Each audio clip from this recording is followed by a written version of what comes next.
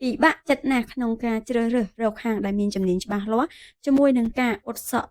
ដែលមានបញ្ហាសក់ប្រភេទនេះចាគឺសក់ដែលមានបញ្ហាឆេះខូចស្ងួតខ្លាំង100%ដោយសរសៃពូតតែម្ដងចាប្រែជាសរសៃសក់ដែលមានទម្ងន់ត្រង់អឡោះអាឡូងចាបងអាចអញ្ជើញមកទទួលសេវាកម្មបានជាមួយនឹងហាង Alip Beauty សាឡននេះខ្ញុំជាមួយនឹងការអ៊ុតសក់ត្រង់បញ្ចូលស្រោមអត់តទឹកអ៊ុតជាមួយនឹងទឹកថ្នាំដែលមានគុណភាពខ្ពស់ដែលមានស្តង់ដារត្រឹមត្រូវអ៊ុតដោយមិនចាំបាច់ឆែកមើលសរសៃសក់ព្រមទាំងជាមួយនឹងជាងជំនាញច្បាស់លាស់ជាមួយនឹងការអ៊ុតសក់ត្រង់បញ្ចូលស្រោមអត់ទឹកមានគ្រប់ប្រភេទសរសៃសក់ដូចជាសក់ឆេះសក់រួញសក់ខូចសក់ស្ងួតសក់រុញពីកណាត់សរសៃទៅសរសៃធំឬក៏សក់ដែលលេងពណ៌អ៊ុតទឹកថ្នាំកន្លែងគេឆេះគឺអាចអ៊ុតបានទាំងអស់តែម្ដងចាជាមួយនឹងការអ៊ុតសក់ត្រង់បញ្ចូលស្រោមអត់ទឹកនេះចាដោយសារតែទឹកថ្នាំនេះគឺអាចអ៊ុតបានទាំងព្យាបាលហើយបានទាំងត្រង់បានយូរត្រង់រហូតដល់សក់ថ្មីដល់មកវិញថែមទៀតចាអញ្ចឹងសម្រាប់បងដែលមានបញ្ហាសក់ឆេះសក់ខូចសក់រួញសក់ស្ងួតសក់សំពង